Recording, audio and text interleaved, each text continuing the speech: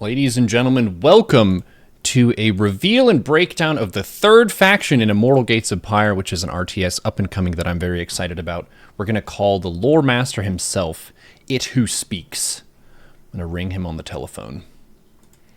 Hello? Hello? Greetings. How are you? Solid. Fancy. Well-dressed. How are you? You are well dressed. Looking snappy today. I'm Yeah. doing well. It's a gorgeous day out, and I just had a lovely walk with my dog, and all is good in my world. Great. It's a positively nasty day outside. Just above freezing and a mixture of rain and snow. That sounds like a perfect day to do some gaming. Exactly. Well, I'm excited to talk about Jora with you. I've known about this faction for a while due to reasons that you know, but recently I can either confirm or deny the fact that we've been working on this for a while. So it's a human faction, right?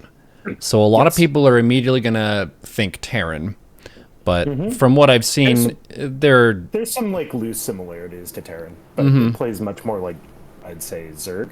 I think would probably be just in terms of unit compositions and the desire for surface area. Oh, that's cool. I'll read the quote here at the top. Glory, glory unto Jora, earned by blood of the fearless. Glory, glory unto Jora, may their dreams march ever on. The national anthem of the United Republics of Jora excerpt. Yes. That's cool. Well, appreciate it. What do you want to know? I'm kind of at your disposal here, so just guide us where you want. Yeah, and I'm I'll happy to just answer kind any of questions. scroll through the article here and pick out stuff that jumps out at me. I really like the diesel punk idea, where steampunk we've seen lots of times. Diesel punk, a bit of a different vibe. I was trying to explain it to my parents, but very fuel-oriented, very weaponry-oriented from what you've said. So they're rough and tumble people. They're not fanciful. It's more so stinky gas-smelling, I would guess, where it's about the results rather than the polish. Yeah, Jora is definitely a very practical civilization.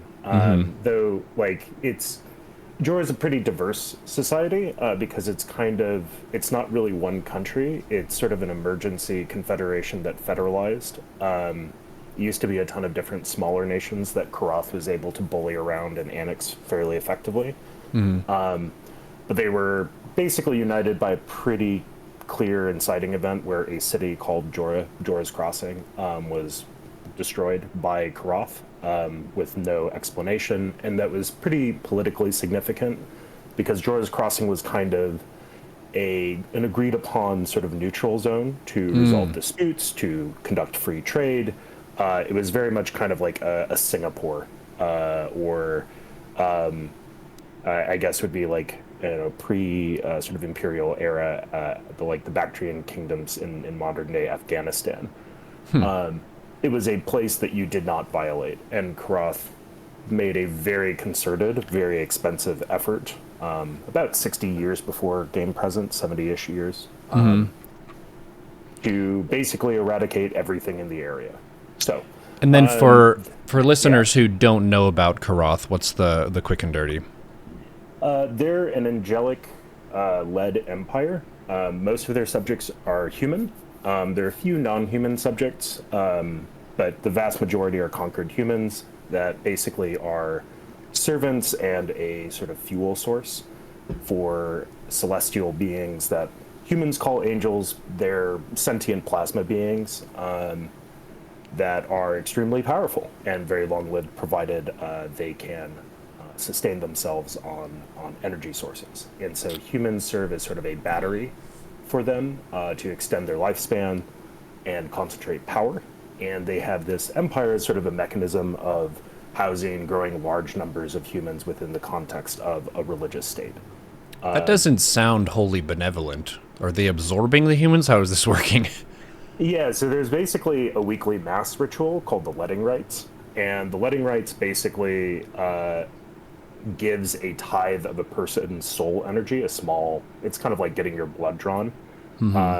it tires you out. If it's done excessively, it can harm you. But the bit of soul that they take kind of grows back over time. But that is why they very much have kind of these large pro-natalist policies. They have this sort of vaguely socialist utopia, command line economy, to make it comfortable for humans to have very large families. And also there's a lot of propaganda value to bringing in converts. And then they farm them for resources, and then they convert those resources into means for further conquests. And they play across a very long time span. So they were very patient to kind of conquer the territory that they have already.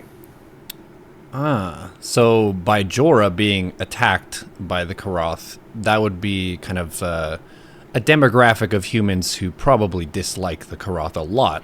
And they also probably dislike the format of we supply things for you and then we harvest some of your soul energy. That would probably seem gross to them.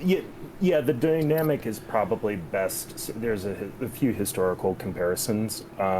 In our world, it would probably be like the Balkan region and the Ottoman Empire, where the Ottomans were kind of this monolithic, ethno-imperialistic, like religious imperialistic force that was like, hey, you're all going to conform to this new identity, and these fractious, smaller sort of statelets and like ethno-identities said collectively, fuck you. And then the Ottomans were like, well, I guess we're just going to kill all of you, and did pretty successfully. But in so doing, created a galvanizing sort of nationalist revolution, kind of as a counter movement against the sort of imperialist goals of the Ottomans. So it's kind of similar thing. This game has a lot of sort of draws very extensively on our world's sort of mythological and historical like sources. Nice. I'm just going to play the audio clip of the music if that's cool. We're talking about an industrial titan here, and the music had to mirror that. For the Skyfleet theme, I imagine an orchestral sound, but infused with metallic grit, echoing the rhythms of colossal machinery. Rhythmic, absolutely, but rich with intricate get the brass in there. Almost reminiscent of a fugue, capturing the relentless pulse of Jora's industrial heart.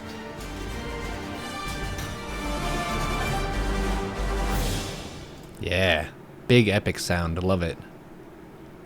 Nice. Yeah, big fan. Yeah, Jose's really gifted. He's done a lot of composition work on games like Bloodborne, Horizon Zero Dawn, and Overwatch as well. All those games, OST has his fingerprints on it. He has a bit of a John Williams streak, so Jora very much appealed to him. But what I really appreciated is, one, the metallic texturing that he adds to, you know, pretty traditional, like otherwise pretty traditional orchestral sort of vibe. But he also hits like these kind of almost mournful notes. He used the word fugue, and I think that's a fair comparison, because Jora is not just like where we're kind of different from, I'd say, other RTS conceptions of like the plucky, like democratic underdog faction. Is that their culture, regardless of sort of the traditions that they come from, the different like ethno-linguistic traditions, migrations, etc., because humans get around and they mix a lot, they are kind of bound together by this sort of martyrdom complex. A lot of Jorans, or current day Jorans, have come from families with a lot of dead people in them that died in one conflict or another. And so this concept of this is why, you know, Jora is earned by the blood of the fearless. People who martyred themselves or died in the pursuit of preserving or securing the possibility of a world where people could live their own lives without bowing to one master or another, mortal or divine. And so that's sort of a central tenet to sort of what I'd describe as Joran identity. They even have a religion called Liborism, where there's this sort of avatar of liberation. And it is symbolized by the righteous gun. Their religion is literally the myth of the good guy with the gun. That's cool. Yeah, they hit pretty hard. That's cool. Actual space cowboy. So their society is powered by juice, and that's not fruit juice. This is Joran Universal Interchangeable Cell-Based Energy. Yes. So the history. So I guess I should briefly go in. We have like custom physics to justify all the magic and gods and spirits and stuff in our game. And so you can loosely call it like mundane physics that we generally understand, but then there's this extra layer, for lack of a better term, or layers more accurately, of metaphysics, of extra rules that the universe operates on. And so substances, resources in the game are metaphysical substances. Alloy is a super material that kind of can be programmed to snap into shapes and take the properties of certain pre-existing materials. That's our mineral stand-in. Our gas is called ether. And ether is sort of a slurry of very high energy like particle streams and plasmas that have a lot of different metaphysical properties. And it's, you know, a naturally occurring phenomenon. It interacts basically with energy fields that emanate from the star, as well as sort of materials in the planet or world. But it has to be refined because it's a lot like oil in the sense that oil can have a number of different compounds. It can be very sulfuric, it can be, you know, very minerally, and that will change whether you can use it or not. So the refining of ether is one of the critical things in industrialization in the setting, and it's very expensive, and it has a lot of volatiles. And so what J.U.I.C.E is the Jorans figured out to take the junk that no one else wanted in that is basically really unstable and fairly toxic, and to basically stabilize it enough to shove it into like expendable like shell batteries. There's a ton of different configurations, but to create an enormous amount of concentrated energy. And it's the backbone of, it's created a plethora of hyper cheap energy for their society. And it has allowed them basically to go toe to toe for the first time with, you know, literal angels and stuff. So is this guy in the top image, he's got these canisters on his chest, would those be juice? Yes, those are probably juice grenades. Cool. And then down here when it's talking about the play style, it says that they're going to be hitting really hard, but they have what's effectively limited ammo with this, and they would have to resupply. So would you need to like go take a fight and then run home? Mana. Yeah, possibly. So yeah, Joran units don't have a regenerating mana bar or energy bar like you would in StarCraft or Warcraft 3. They have basically these very chunky allotments of juice. So a pile driver, a basic unit, only has one juice slot. An Atlas currently has 4, but could have as many as like 7 or 8 or 9 or 10. And the casters probably have anywhere from 8 to like 15, depending on the power of the spell and how kind of replenishable we want to. Like how much of a drag it's going to be on your supply line to keep them topped off. So the goal with Jora's playstyle is to choose on a spectrum of how much you want to commit to infrastructure out on the map versus sort of areas that you feel like you can defend. And that gives you a spectrum of playstyles that it ranges from sort of Decker, who really wants to do those hit and runs. In fact, his kit involves, you know, the deployment of these sort of juice caches that are hidden, but, you know, are exhaustible, versus the standard playstyle, which is you're building out a network, a grid network that supplies juice from your town hall, your stronghold called the Grand Union, to the front lines. And so you are actually, it's kind of unique because this is a gameplay pattern that is more like in the realm of grand strategy or simulationist stuff, but we managed to make it work really elegantly in the sort of more snap micro style of a Blizzard RTS. Cool. I see the image here of the grid you were talking about, so I'm guessing the Grand Union is that center structure.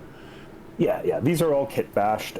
These are sort of what I've described as work in progress concepts that we just can kind of snap together. We have a very efficient system for building units and structures because this is an industrial society that uses prefab shapes.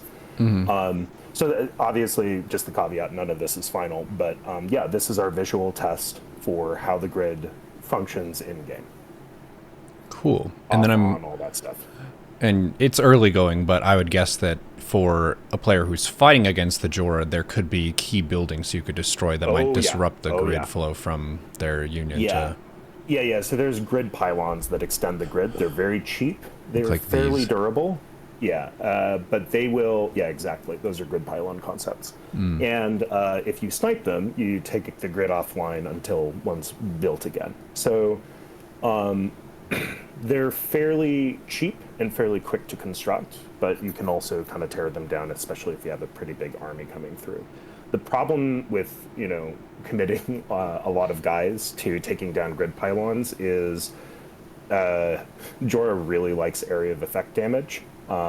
They have a fair amount of it, and going into their heartland where they have easy access to a lot of juice nearby means they can probably attrition you very easily.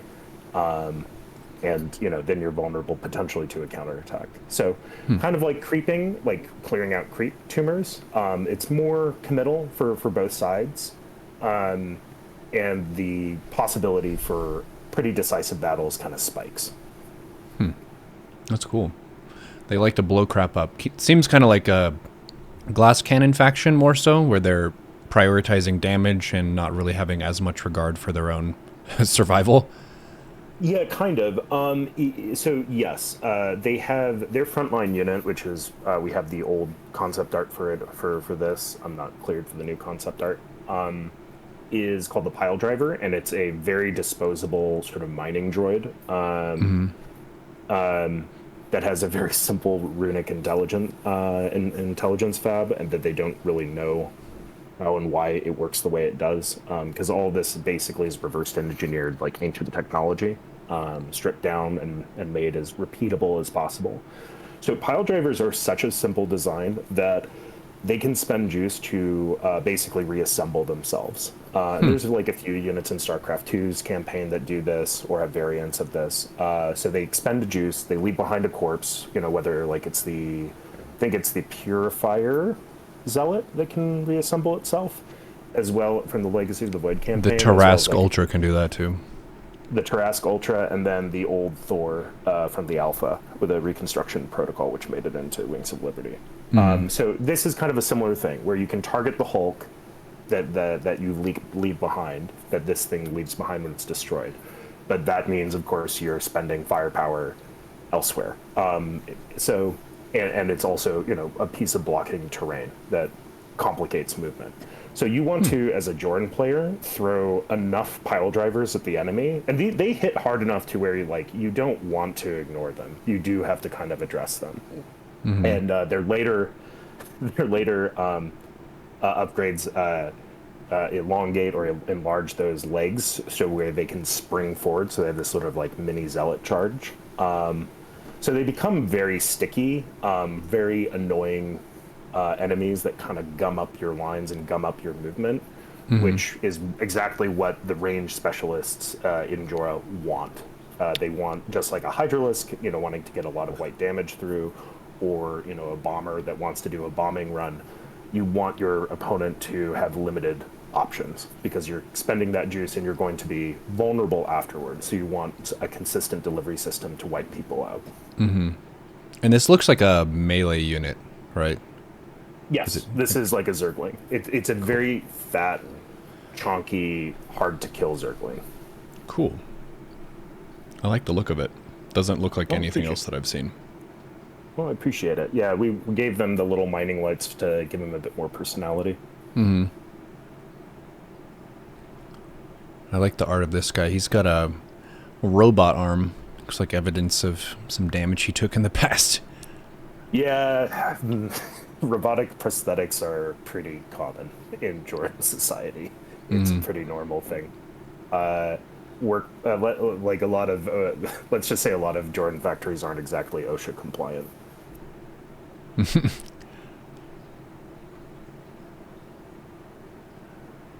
The Riveteer. Oh, it's like a little kind of mech suit. Yeah, so this is kind of a Hydralisk equivalent. This is a range specialist that has a stim-like ability, though currently it's going through some testing iterations where we're looking at a number of kind of fun things that you can spend juice on. But this is a hyper microbole, very responsive unit that you want to be, constantly kind of playing with the positioning of It's meant to go with the pile drivers. Just a very fun sort of basic unit with a fun ability that's going to enhance what you already want to do with it. And due to the lack of armor in the front, and you describing it as a Hydralisk, I'm guessing it's not super tanky, so you don't want them in the front? No.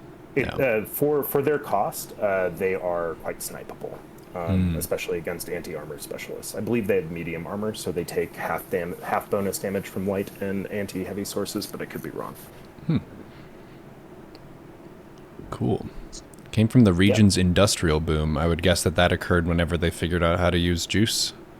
Yeah, so the old stuff runs on ether. This is actually some of the older technology in the setting. Basically, there's two overlapping industrial revolutions. One that's more more mundane, and one that's more dominated by a more sophisticated understanding of metaphysics. It probably coincides with Karoth's increased hostility and interest in controlling what's going on, because Karoth is fanatically opposed to humans or any kind of mortal life being too powerful and too literate in metaphysics, like in magic and magical technology. They see it as an existential threat to the universe. So humans have been doing a lot of sort of Indiana Jones style excavations in very ill-advised areas that once suffered a terrible apocalypse, and playing with the devil's toys, basically, from the Croft perspective. Yeah, so I this did is the one of the early models. I did the fantasy the rune one-shot delve. with y'all. Yeah, we went down for some runes, which are ancient alien tech, basically, that we don't fully understand, but you can weaponize them, basically. Yep. Yeah. It's a big deal, and you can do all kinds of crazy stuff with runes. You can. One of the reasons why we have such crazy body plans and body types for our vehicles is they literally have runes that decrease the amount of gravity that's drawn upon them. It displaces their mass and their weight index a bit, so you can have things like flying skyships. It's still a thing. It's a heavy duty pull for the on the engineering side, but they can break and bend the rules of physics in ways that our engineering can't quite do. So it's pretty fun. You get things like, oh no, this tank with a giant battleship cruiser turret welded to it, and it's able to function. Is that what this broadside is? Yeah. So the broadside was derived, again, one of the cool things we wanted to do with Jora is a lot of their military technology is derived from previous practical technologies that they knew could be used for warfare, and is in various stages of being refined into, specific kinds of tools for killing things. So in this case, they took something they knew worked, which was this battery of cruiser cannons that one of the sort of naval states that used to be a great empire in its own right used to patrol its seas. And they basically figured out how to weld it to a mining trawler and these appendages in front of it are anti-mine. They're there to safely disarm mines because that was a big thing in interstate wars before the unification. So yeah, this thing is basically a battleship that has to deploy to fire all of its cannons in rapid succession. Otherwise, the torque literally would tear the vehicle apart. It hits 5 Mack trucks. This is one of the highest damage zone controls. It's in gameplay, it's a very tanky lurker that hits harder. That's awesome. I would guess it doesn't hide underground, though. No, it does not. It lets you know exactly where it is, and if you want to fuck around, you are welcome to find out. That makes sense. You've got a leveler. This looks like a plain air-to-ground skirmisher. So, Banshee-ish? Yeah, it's it hits a lot harder than the Banshee. So this is less of a... So it has a fairly weak auto attack. Its power budget is heavily built around its juice. This thing, we had a unit in the Vanguard prototype back in the StarCraft 2 engine that was a Protoss bomber. heavy bomber that had a fairly weak auto attack, but could spend energy to either empower the auto attack or fire off a very short range, very high damage AoE, like air to ground bomb. So basically like an aimable Widowmine blast that required you to be very close on top of the target. So it's, there's a ton of like back and forth. You can juke, you can counter juke, but that's kind of what the leveler has, though it has basically a mobility ability strapped to that. And right now we're just kind of refining how that movement looks in engine, because it's very easy for air units that have committed movement patterns to feel kind of janky to control. Mm-hmm. But this is a thing that basically you target an area and it's going to basically accelerate, kind of like a medevac, and then it's going to drop a pretty massive payload that just absolutely wrecks anything in it. Hence the name, it levels stuff flat. Then after that, it would need to fly home and get more juice. Yes. Yep. So your entire gameplay with these guys is being very sneaky with it. I expect Decker to be a complete bastard in the middle and late game with leveler runs. Mm-hmm. That's cool. So it's not as consistent damage output as the Banshee, and it's also not as finesse because it's not a stealth unit. No, yeah. The finesse is basically pre-positioning, and it's very like, it's actually kind of like a Dota ability. You really want to plan how and where and hit your opponents when they're most vulnerable. It's not something that is particularly adept at like camping an enemy alloy line. It's not going to shut that down for very long. It's very a guts or glory kind of high risk, high reward unit. That's cool. Built in the aftermath of Kroth's last attempted invasion of the Republic. There's a quote. Yeah. Let now the angels fear here to tread. President Jez Rockfell, Aerial Defense Commencement Ceremony. What you didn't include was the next line, which was, because we're about to bomb the ass. That's true. So the Jorans only recently got warplanes. It's basically, it was a project that was started up during the last war, which is only about 20 years before present. And they have been working very hard on assembling what they kind of call the Great Iron Sky Fleet. And it only gets bigger from here. Cool. We've got the Atlas as well. Welcome, FJ Suarez. The interviewee is It Who Speaks of Immortal Gates of Pyre. He's the developer and the mighty lore master. Here to break down the units in the third faction, the Jora. Atlas. This looks like a big boy. Tier 3.5, range medium and low, and it's a late game frontliner. Yes. So this guy is basically a land battleship. This guy's getting his design tweaked a bit. He reads a little bit too much like a hockey puck. But this guy is just basically a weaponized super mining laser drill rig. Has a short range laser that does immense amounts of damage. And there's an upgrade that basically expands this unit's area of effect, kind of like an Ultralisk. This thing generates a shit ton of heat, so this can just cook things alive, either with a directed energy weapon or just its heat blasts, which are essentially flamethrowers. The really cool thing with this unit also is it uses juice as essentially a shaped energy charge, kind of like reactive armor, tank armor for like modern tanks, where a computer sensor comes in. It's like if you're shooting at a tank with like an RPG or whatever, a tank with reactive armor will basically blast off a piece of its armor to intercept the missile and blunt the attack. So it's able to do that in game. It basically spends a juice, and it basically just has this immortal hardened shield from Heart of the Swarm or Wings of Liberty, and it just absolutely blunts the strongest attacks in the game, and just lets these things wade into enemy positions and just set things on fire. Feels really fun. So roll-wise, this feels like what you were saying was the Ultralisk? Yeah, this is an Ultralisk with basically the range of a Roach. Cool. Yep, and it has hardened shields, basically. Yeah, super tanky, big unit, and then cleave damage. I like that. Yeah. It looks like a train from the front, which is cool.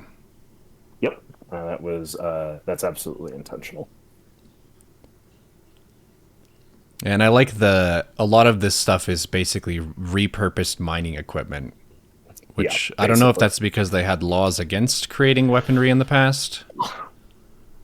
No, it's more of the scale of warfare between the Jordan states, or the present day Jordan states, was much more hodgepodge and small and more impromptu.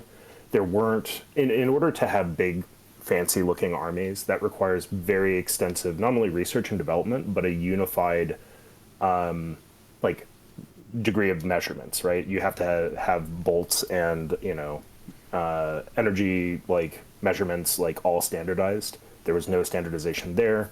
The supply chains were a complete mess because of shifting alliances. So there's a reason there's this period where Karath basically conquers about half of Jora's territory, present day territory, and they were able to do it because everyone was divided. Everyone's working with way more primitive weapons.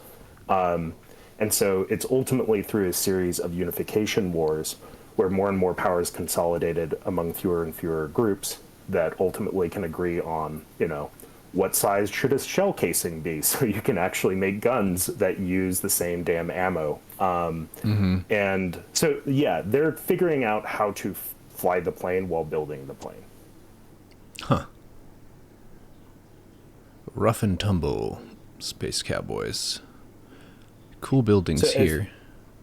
So as they get more, as the player gets higher into the tech tree, they're unlocking things that are more purpose built, with more intention for kind of this more retro futuristic take on diesel punk. It's less Wild West and more, for lack of a better term, like Man in the High Castle, or this unified vision of military equipment made specifically for the purpose of killing things and destroying things, as a military objective, and less of the body plans are going to be less reminiscent of things that are old mining equipment or industrial equipment, and more purpose built for in terms of body plans for disassembling something very rapidly. What's this decal here? Is this the Jora symbol? Yeah, this is the symbol of the Iron Republic. The cog is sort of the sun, and kind of a hopeful view for a better tomorrow that's made possible by industry. The hawk is a symbol of one of the nation's member states that is kind of is sort of the source, the wellspring of the revolution, called High Hawk. The martyred star below symbolizes Jora's Crossing, and the central pivot is the capital. Awesome. Yep. So their flag is basically a military medal. That's cool. There's another quote here. By the tyrant hand of heaven, we have bled for freedom's cost, our scarred hearts memorial for each beloved lost. From the fires of the raising, from its bitter ashen frost, we have forged the righteous gun. Yeah, their anthem goes pretty hard. So that our peoples are not lost. May the god of freedom, holy Liber, guide your aim. May Rose let you kill one more. Who are Liber and Rose? So Rose is one of the founding mothers. She died in the last charge of the last battle that brought about the unification of the Republic. And she's kind of just sort of the martyr of the revolution and the unification of the Joran Republic. She was a Riveteer. So the early game unit, she led a host of those warframes in kind of this final assault to break the siege and end the war. The god Holy Liber is a pretty ancient god that has a very long history that I won't get into, but it is kind of strange because it has a kind of complicated relationship with the Karathi archangel Ajari, who also hates tyrants. And And so there's kind of, I would liken it basically to Catholic liberation theology, but with a really like libertarian, like Texan style good guy with a gun mythos. Basically, Holy Libor can possess people with righteous intent in times of crisis, kind of like Sigmar can in Warhammer Fantasy, and endow them with the ability to, kill the forces of darkness and defend the weak and the vulnerable. That's badass. I like that. Hell yeah. Yeah, I hope people like it. Next playtest. That is classified information, but I will be giving some more info on that, I think, by the end of this coming week, Zeppelin. We will, I guess the spoiler here is, we have a ton of really cool stuff that we're working on. The game that was popular, these are popular features that we just didn't have for the last playtest, including like PvP AI, which we've been rapidly iterating on. I'd say we're probably 85% done with that right now. We're just kind of polishing out all the edge cases. We're debugging dropships, which have been something we've wanted in the game for a very long time. And it's just a matter of making sure that it plays nice with the Unreal Engine. So that's another thing. We have 2 Immortals in production. One is basically done that we'll be wanting to reveal at a future time in the nearest future. The question is just sort of when is the appropriate time, because deploying a playtest is a huge development cost in terms of time. You have to basically debug and harden the build for stability for 2 to 3 weeks. And that's 2 to 3 weeks that people just don't get to add things to the game. So the more we hold off, the better the playtest will be. So that's something we're weighing right now. We're coming to a decision pretty soon, and then as soon as we come to a decision, we'll let you guys know. And of course, you can find whatever our decision is and ask us questions or throw tomatoes at us in our Discord. That's where we're most active. Can we get a couple links in the chat for how people can follow and or contact you? I have the link to this article up on the stream. Hell yeah. So if you have a Discord or a Twitter or something. Yeah, so I would... I'm just going to create a temporary deal, and I'll just fire it off in the chat. This is our Discord. Just get verified, and then you can talk with us. You can always DM me directly with questions, insults, criticisms. Scathing reviews. Insult me, just scathing reviews. Basically, we have pretty thick skin. We're here to make a good game, and the only reason we've gotten this far is by working with people who care about RTS and want to make it good. So, absolutely.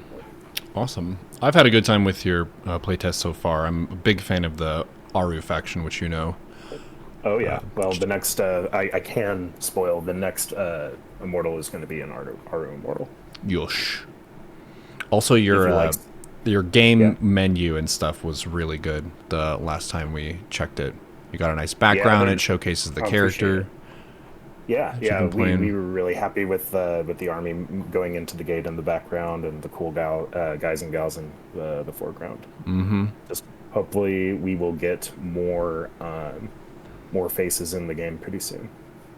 Awesome. Well, thank you for the breakdown of Jora in the Iron Republic, Master Dylan. Thank you for making time. I know my schedule hasn't made it easy, so happy to crash your Saturday gaming stream. All good. Well, ladies and gentlemen, I will update you on the next Immortal Gates of Pyre stuff as we get it. Thank you, sir, for your time and expertise. Thank you for having me. Have a good day, and GLHF. GG. GG. Nice. Thanks for having us. You're welcome.